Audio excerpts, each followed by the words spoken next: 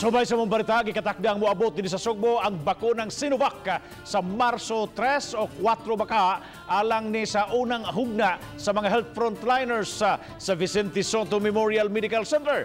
Apan dili 100% nga magpabakuna ang nahaunang nakalista sa mga hospital staff.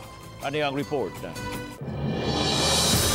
Sa Department of Health nga dunay mibati o kabalaka sa bakunang Sinovac lakip naman haunang nakalista sa Vicente Soto Memorial Medical Center nga mga recipient. Dili matud pa mapugos ang mga kawani sanglit doon naman sila'y katungod nga mobalibad. Hinuon, magkadawat gihapon sila sa higayon nga maabot na ang nahaunang COVID vaccine nga ilang gilauman. Wa hinuon mabutsyag ang DOH pila ang dili gustong magpabakuna. 2,900 ka mga hospital staff ang anaa sa listahan nga gikadakdang bakunahan. Hopefully, siguro kung in the coming days, kung mabakunahan na ang mga kauban po namo nga gusto yun magpabakuna sa Sinovac, then ma-encourage po sila. Gipasabot sa mga health officials nga ang bakuna dili garantiya nga dili na mataptan sa virus, kundi magkatabang kini sa pagpalig-on sa lawas nga sa higayon matakbuyan sa virus dili na magrabihan o ma-admit sa hospital o sa ICU.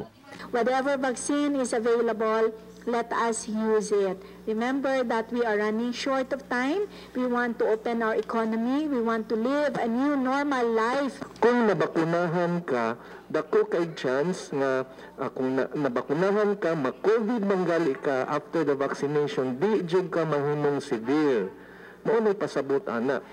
Sa pagkakaroon, nagpadayon ang master listing sa mga ngan nga unang hatagan sa bakuna.